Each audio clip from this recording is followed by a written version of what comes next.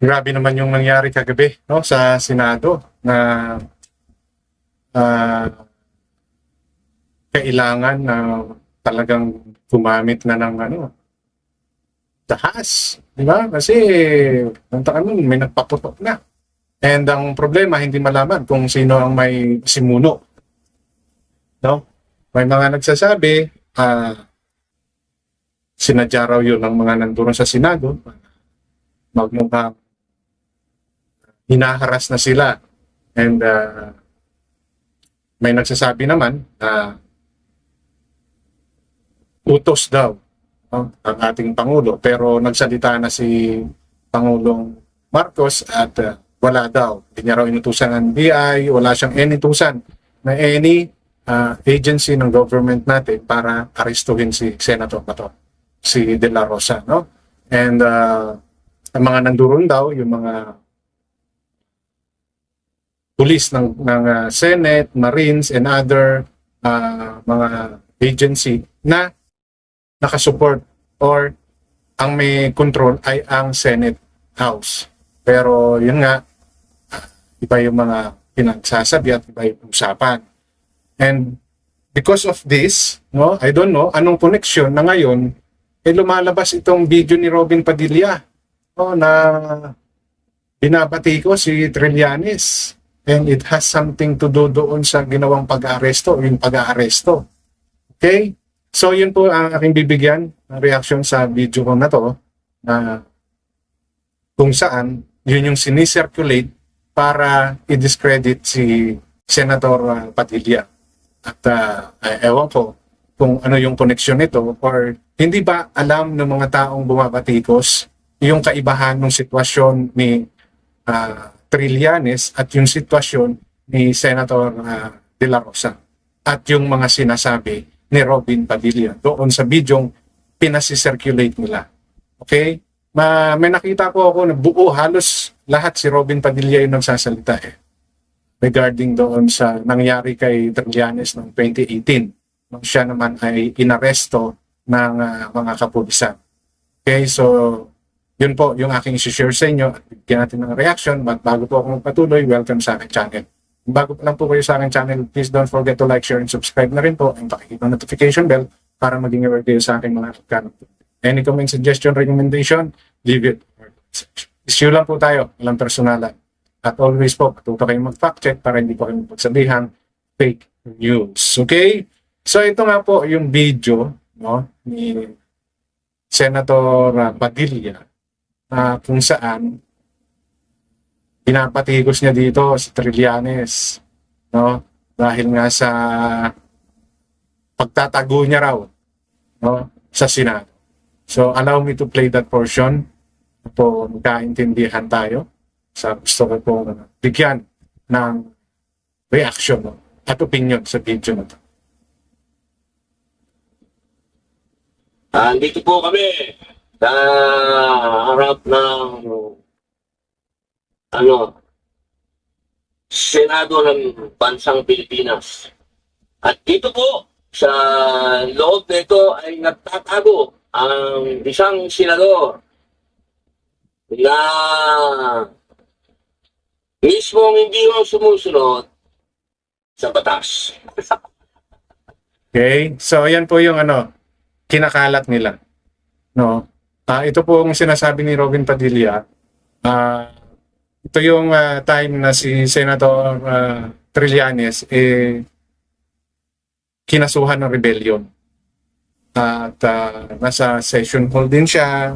May session din yung yung Senado, no, na siya ay inaresto. Okay. Simple lang po yung paliliwanag dito, no? Pakasimple lang po ng explanation, no? Kung yan man ay nasasabi ni Robin Padilla, no? Kasi kilala naman talagang supporter si Robin yung Duterte. Nasasabi niya yan kasi ang umaaresto sa kanya dyan ay local authority, no? Walang kinalaman ang International Criminal Court o yung ICC. Walang any foreign laws, no, na pagsusukuan, pagdadalhan kay Trillanes. So wag niyo pong gawing issue itong mga sinasabi ni Robin Padilla. No? Binabatikos niya, oo, correct, totoo yan. Yung function ng Senado, yung Senado ay naging taguan ni Robin Padilla, ay ni Trillanes na yan ay kinukonsinte ng mga senador. No? Yung kapwa nila senator. Kaya maraming sinasabi dyan si Robin Padilla. Pakinggan pa natin, baka sabihin nyo, gawa-gawa ko. Aba, pagka lumabas ang warrant at hindi ka sumama sa uhuli sa'yo, pambihira ka talaga, di ba? Anong pinaglalaban mo? Alam mo kami Totoo yun. Di ba? Pag lumabas yung warrant, di ba? Kahit sino, talagang dapat sumunod. Totoo yun. Totoo yung sinasabi ni Robin Padilla. No? Walang question dyan. Ang kino-question ngayon sa ginawa kay Senator Bato de la Rosa ay yung pakitang-kitang pamumulitika. Di ba? Oh, obviously. Hindi yan dahil sa may kaso siya. Kung may kaso nga siya, di ba? Ang sinisigaw ng karamihan at ng mga supporter at ng mga taong naniniwala sa hustisya ng Pilipinas ay yung litisin siya dito sa Pilipinas. Hayaan muna nating gumana ang ating judicial system, ang ating batas. No? Sila yung maglalabas ng pruweba.